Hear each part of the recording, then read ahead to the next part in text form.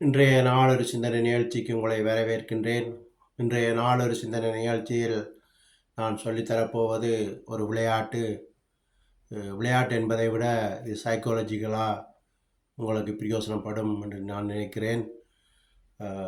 ஏனென்று சொல்லி பார்த்தீங்கன்னா, இன்றைய காலகட்டத்தில் சொல்வார்கள் வீட்டுக்கு வீடு வாசல்படி என்ற மாதிரி ஒவ்வொரு வீட்டிலையும் பிரச்சனை. இதனால் ஒருத்தர் கதைக்காமல், ஒரே வீட்டில் இருப்போமானால் கதைக்காமல் காலையில் எழும்பி தங்களோட வேலையை பார்த்துட்டு போகிறது, அப்புறம் இரவு வந்து சாப்பிட்றது, படுக்கிறது, திரும்பவும் அதே மாதிரி போகிறது, கதைக்கிறையில் இப்படியான காலகட்டத்தில் இருக்கிறபடியால் இந்த இந்த விளையாட்டு உங்களுக்கு பிரயோசனப்படும் நினைக்கிறேன். நீங்கள் ஒருத்தர் கதை காட்டியும் பரவாயில்ல, ஒரு 10 நிமிஷம் காமத்தியாலும் இருந்து இந்த விளையாட்டை விளையாடுங்கள். அதுக்கு பிறகு இது உங்களை சமாதானப்படுத்தும் என்று நான் விசுவாசிக்கின்றேன். என்னென்று பார்த்தீங்கன்றால், அந்த பேப்பரில் உங்களோட பேர் எழுதி போட்டு மேலுக்கு உதாரணத்துக்கு கணவன் வந்து மனைவிக்கு எழுத வேண்டும், மனைவி வந்து கணவனுக்கு எழுத வேண்டும்.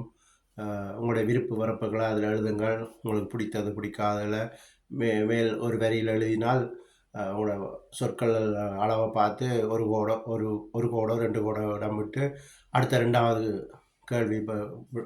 கேள்வியை எழுத வேணும். இல்லாட்டி உங்களுடைய விருப்பத்தை எழுத வேண்டும். இப்படி எழுதி உங்களுடைய விருப்பங்களை விருப்ப வெறுப்புகளை இல்லாட்டி உங்களுக்கு பிடித்த விஷயத்தை எழுதலாம். உங்களோட மனைவியிடம் பிடித்த விஷயத்தை, இல்லாட்டி கணவனிடம் பிடித்த விஷயத்தையும் எழுதலாம். இப்படி எழுதிட்டு கொடுக்க வேண்டும்.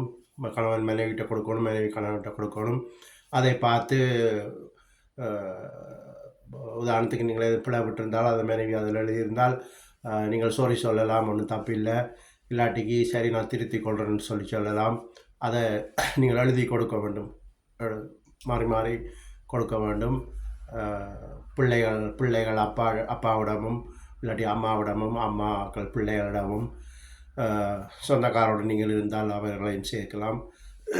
சேர்த்து இப்படி மாறி மாறி நீங்கள் எழுதி உங்களோட விருப்பு வெறுப்பு, பிடித்தது பிடிக்காதது, என்னத்துக்காக கதைக்காமல் விட்ட நான் என்று சொல்லி உங்களோட மனசில் இருக்கிறதில் நீங்கள் அப்படி எழுதும்போது, மாறி மாறி எழுதியும்போது அது உங்களுக்குள்ள மனசில் இருக்கிறது வெளியில் போனாலே நீங்கள் அந்த பிரச்சனையிலிருந்து விடுதலை ஆக முடியும் என்று நான் விசுவாசிக்கிறேன்.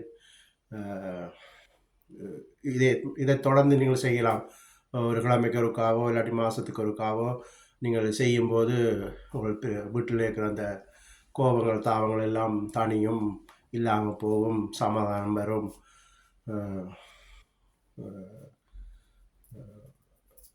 உங்களுடைய விருப்பங்களை அப்படி எழுதும்போது நீங்கள் அதிலிருந்து விடுதலை பெற முடியும் என்று சொல்லி இன்றைய நாளொரு சிந்தனை நிகழ்ச்சியை முடித்துக் கொள்கிறேன். நன்றி, வணக்கம்.